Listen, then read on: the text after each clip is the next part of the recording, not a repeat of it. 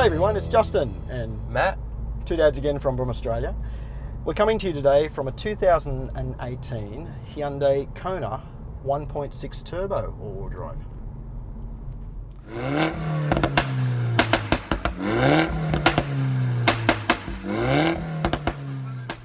Now mate, a couple of months ago now, we got invited down to the launch of the Kona, didn't we, down in Canberra? Yes. And we did spend a lot of time in the base 2 litre model, didn't we? We did. Yeah, naturally aspirated 4-cylinder, 2 litre. But I thought today we'd try out the new 1.6 turbo version, all-wheel drive on some of our normal roads that we do. Now you've had a quick drive of this thing. What do you think? I first got in it and wasn't familiar with where the buttons were or anything like that. Just instantly felt logical where things are placed. It's a nice cabin. Yeah. And then you use the engine. It's got really nice torque delivery. Steering's nice. It's a really nice car. Yeah. I think this is my favourite of all the variants that they've got. Well, I think it's definitely noticeable, the increase in power in this thing, isn't it? It's 130 kilowatts at 5,500 RPM, 265 newton meters at 1,500 RPM. So that's got a lot of low down torque, isn't it? Yeah. And it's coupled with a 7-speed dual clutch transmission. So yeah, the shifts are actually quite quick, aren't they? So, They are. Yeah. They really are. The gearbox is nice. They've thought about it really well and engineered it well. Well, we were pretty impressed with the way the 2 litre drove, and we did drive it on, open road, a little bit of off-road. But driving this car around our local roads and that, as a fun and family-friendly proposition, I think it's pretty good. I agree. Suspension's, it's really comfortable. Yeah, it's been tuned for Australian conditions, you can tell, can't you? Definitely can tell, yes. Yeah. And but you still get that nice feedback. You are sitting a bit higher, being an SUV style vehicle. Yeah. But it just does feel comfortable, but it still feels like it's a nice car to drive. Yeah. You get good feedback, and even though it is super comfortable, it's a little bit dynamic in its driving capabilities, I have to say. Yeah, which is great. True. Now, mate, the one we're in today is actually the Elite, which is like the mid-range version, I suppose. It comes standard with leather 17-inch alloy wheels, climate control air conditioning. All Konas sort of come with the auto headlights and the camera and the rear parking sensors. Yeah. But this one's actually fitted with the sort of all the safety suite of things. It's got the blind spot monitoring, rear cross traffic alert, lane keeping assist, autonomous braking as well. So, it's a pretty full-on safe car, isn't it, for all that? Yeah, for that sort of level of vehicle and I guess the price point we'll touch on, it's really good. Yeah, I think it's got a lot of features in there that you'd expect from a more expensive car, isn't it? Yeah, and I think for the price too. I mean, this thing with all that, the 1.6 turbo all-wheel drive drivetrain and all the safety features, list price 32 grand. That's pretty good. With all those features, I think that's actually good value. Yeah, and I noticed on the spec list that you can get this with the alternative coloured roof, and that, like we saw some of them at the launch there, different contrasting roof colour and that. So you can get that as an option, which is funky. It gives it a good touch. I like it. Exactly right. So yeah, I think it's got plenty of room in the back as well. I think for the kids and things like that. But I think we showed last time it could prove a little bit tight for an adult, but it was okay. A little bit, yeah, but it's not a massive vehicle. But no. It definitely is practical. Yeah. Sure. Boot size is probably a little better for the class. I think it's a little bigger than some of the other smaller SUVs, the city SUVs, so it's not too bad. Yeah. But you also get the Hyundai 5-year unlimited K warranty. That's a great feature as well. Yeah. Good peace of mind. But we know Hyundai's now, they've really stepped up their game from a quality perspective, and I think you're safe to say that you've got a reliable vehicle, and if you decide to purchase one, it's good to know that's 5 years backing as well.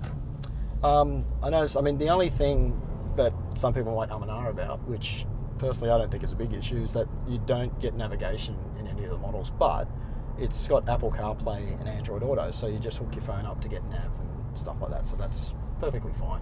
I think so. And you know that you got map updates and all those things to worry about if you got nav built in, and none of that has to be considered because you're plugging in your phone. Yeah, I think it's just the thing that's acceptable and expected these days in the current cars. And I just put my iPhone, plugged it in, and it just works straight away. Yeah, it's an easy Brilliant. system to sort of use, isn't it? Like, it's just a touch screen, but you know, it's easy to get it operating and get to CarPlay and everything like that. So that's fine. Yeah, definitely. But like, it's from a Driving I'm sitting position? here very comfortable. The steering wheel's nice. I always talk about steering wheels for some reason, but it's the main thing that you touch in the car. So if you've got a nice one, it just makes it a little bit more pleasurable to drive. And this is a very nice one. Yeah. It's leather, and it's a good size as well. And yeah, I like it. Buttons are actually designed very well. I like them. It's got the slim line there with the toggle. Very nice. And admittedly, look, I think, you know, you can get it with contrasting colours inside as an option, I suppose, but it's a little bit plasticky. But on the other hand, too, it actually is fairly refined, isn't it? Like, there's not much road noise coming through. It's absorbing the bumps pretty well. I can't complain about that. No, this is a car that you could just jump in and do the daily commute in comfort. And if you enjoy driving, you also have that pleasure of it as well. And you know what? I opened it up a little bit and revved it out a little bit earlier, and it actually is quite zippy. Yeah, well, that's the added bonus, isn't it? Like, you know, you don't necessarily have to have just an average city runabout. You could actually have a little bit of fun because it's got a bit more power than some of the other cars in the class. So. Yeah. That's a great bonus for this particular variant that we've got today. Yeah. And on top of that, I think it looks really nice from the outside. Yeah, I think some people are a little bit polarised by it. I mean, I like I said before, I don't mind it at all. I think it's quite refreshing, but you know, there's people that are more, I guess, you know, we drove the CX-3 before. They prefer the more conservative looks to something like that, but there's nothing wrong with this. This is all right. Yeah, I agree. Yeah, I agree completely. Personally, I like it. It's, you know, it's something that is up to the individual taste, but it's certainly not offensive. No. And I particularly like it. Yeah. I think it's nice. Nice car. I'd actually buy one if I was in the market for a vehicle with these particular specifications. I'd buy one of these in this particular variant. Yeah, because it's a value for money, isn't it? Yeah. Yeah. It's good value for money. I think so. Yeah. Definitely. Okay, Matt. You've had a drive of the 1.6 turbo all-wheel drive version of the Kona on home soil. What do you reckon? Yeah, I think it's great.